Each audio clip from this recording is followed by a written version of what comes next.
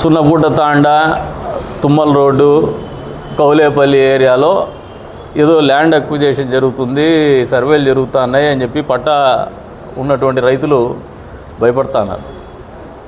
మీరెవరు భయపడాల్సిన పనిలే. ఏపీఏఐసి ద్వారా ల్యాండ్ అక్విజిషన్కి మేము ఒక ఆలోచన చేస్తున్నాము. అందులో భాగంగానే సర్వేలు జరుగుతున్నాయి. కానీ దీంట్లో పట్టా భూముల జోలికి ఎక్కడ పోలా, ఎవరి జోలికి పోలా. మేము దొంగ పనులు చేయము. ప్రజలు ఆలోచన చేయండి. అధికారంలో ఉండే తెలుగుదేశం పార్టీ కూటమి ప్రభుత్వం, కదిర్లో ఎమ్మెల్యేగా ఉండేది కన్నికుంట ప్రసాద్. గతంలో మాదిరిగా దొంగ పట్టాలు లేదు, భూముల బైపాస్ రోడ్డు పేరు మీద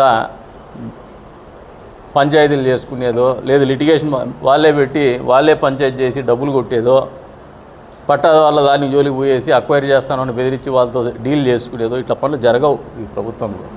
ప్రజలు విశ్వసించండి, మమ్మల్ని మంచే చేస్తాం.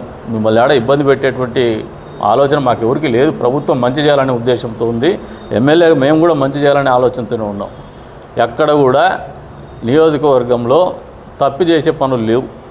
మా చెల్లికి కూడా చెప్తాను, ఈసారి వచ్చినప్పుడు చెప్పిరా తల్లి, నేను పలానా రోజులు వస్తాను, దొంగగా వచ్చిపోద్దు, బట్టలు పెట్టి పిలుస్తామని మేము ఖచ్చితంగా గౌరవంగా పిలుస్తాం. మిమ్మల్ని అగౌరవపరచం. మీరు అగౌరవపరిస్తే మేము తగిన రీతిలో దానికి సమాధానం చెప్తాం. అంతేగాని మిమ్మల్ని అగౌరవపరచాలనే ఆలోచన మాకెక్కడ కూడా లేదు. కాకపోతే బాధ్యతాయుతంగా మాట్లాడండి. రాజకీయాల్లో ఉండేవాళ్ళు మీరు మళ్ళీ అధికారంలోకి రావాలనే ప్రయత్నం నిరంతరం చేస్తూ ఉంటారు.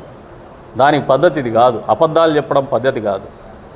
నిజాయితీగా ప్రజల గొంతు వినిపించగలిగితే, నిజాయితీగా ప్రజా సమస్యల మీద పోరాడగలిగితే, ప్రజావాణిని వినిపించగలిగితే మీ గలం అవసరం లేదు. ఎందుకంటే మీ గలం ఎప్పుడు కూడా అబద్ధాల గలమే. కన్నార్పకుండా అబద్ధాలు చెప్పుకొని రాజకీయాలు, అబద్ధం మాటలతో రాజకీయాలు చేయాలనుకొని రాజకీయ లబ్ధి పొందాలనుకునే క్యారెక్టర్లు మీవి. మీరు ఇంత పెద్ద ఎత్తున మంచి చేస్తే మీకు 11 సీట్లు ఎందుకు వచ్చినాయో ఒకసారి ఆలోచన చేసుకుంటాను. ఎక్కడ తప్పిదం జరిగిందని ఆలోచన చేసుకోండి, కరెక్ట్ చేసుకోండి. ఎప్పుడు సింహావలోకనం లేనటువంటి వ్యక్తులు బతికి బట్ట కట్టినటువంటి దాఖలాలో చరిత్రలో ఎప్పుడు లేవు. కాబట్టి ఒళ్ళు దగ్గర పెట్టుకొని మాట్లాడితే బాగుంటుంది.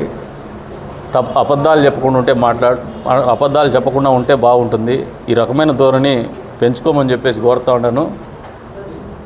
మళ్ళీ చెప్తా ఉన్నాం ప్రజలకి, ఇది మంచి ప్రభుత్వం, మంచి చేసేటువంటి ప్రభుత్వమే. అక్రమ కార్యక్రమాలు జరగనిటువంటి ప్రభుత్వం.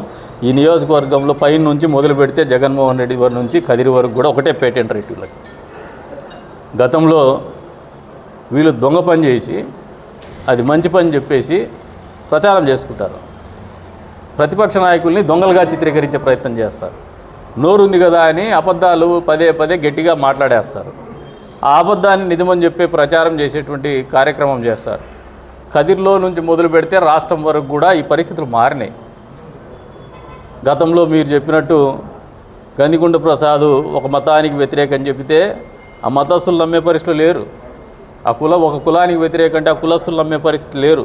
ఇప్పటికి కూడా వాస్తవ పరిస్థితులు అసర్టైన్ చేసుకోకుండా పాలిటిక్స్ చేస్తే మీరు దమ్మిడికి తరంగా అసలు మిమ్మల్ని పట్టించుకునే పరిస్థితులు లేరు ప్రజలు. ఫస్ట్ ఇప్పుడు వచ్చే రోజుల్లో ఇంకా ఒకటి చెప్తాను, ఊర్లో పరిస్థితులు మారినాయి, ఆలోచన మారింది. ప్రజల ఆలోచన విధానంలో కూడా స్పష్టమైనటువంటి మార్పు వస్తుంది. ఏది మంచి ఏది చెడ్డు అనే ఆలోచనకు వచ్చేసినారు.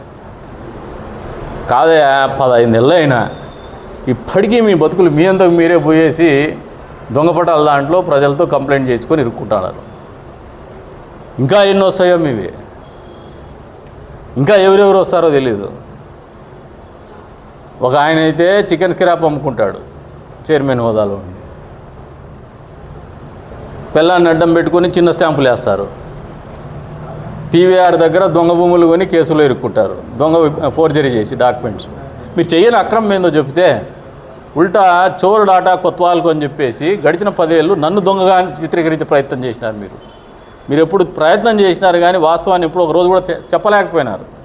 సాక్ష్యాలు ఎప్పుడు ఇవ్వలేకపోయినారు. ఏ భూమి మీద మీరు నిరూపించుకోలేకపోయినారు. ఈరోజు మేము నిరూపిస్తూనే ఉన్నాం. మేము మాట్లాడడం లేదు, సిస్టమ్ మాట్లాడుతూ ఉంది.